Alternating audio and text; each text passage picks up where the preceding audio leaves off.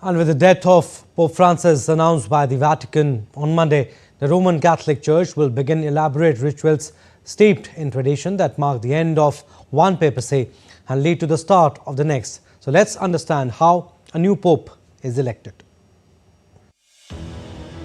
The process of electing a pope is a centuries-old tradition in the Roman Catholic Church. The next pope will be the 267th leader of the 2,000-year-old Catholic Church and become sovereign of the Vatican city-state. When a pope dies or resigns, the College of Cardinals, comprising bishops and Vatican officials from around the world, takes over the governance of the Catholic Church.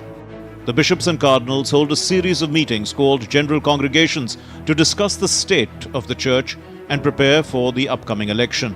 They also make arrangements for the funeral and burial of the deceased pope.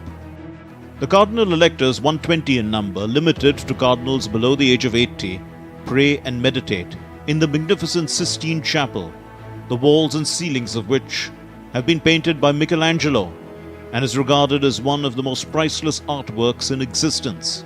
There, they take an oath of secrecy and lock themselves in for the duration of the conclave.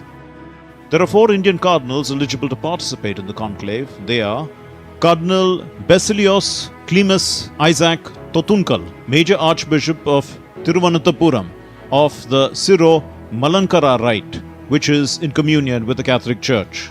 Cardinal Anthony Pula, Archbishop of Hyderabad.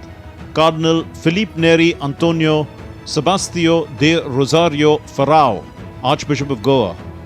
Cardinal George Jacob Kuvakard, who is in charge of inter-religious dialogue in the Vatican. Of the 120 cardinals, over 63% have been appointed by Pope Francis and are likely to continue with his reformist agenda in the Church. The others form part of a conservative movement that is protecting the centuries-old deposit of the Catholic faith. The cardinals vote by secret ballot. Eligo un summum pontificem. I elect the Most High Pontiff.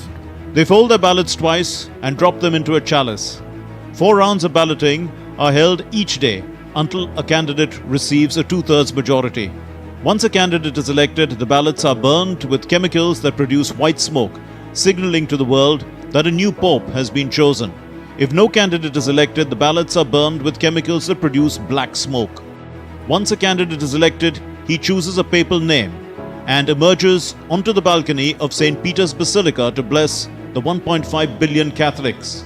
This ancient process is part of the enduring traditions of the Catholic Church. Bureau Report, DD, India.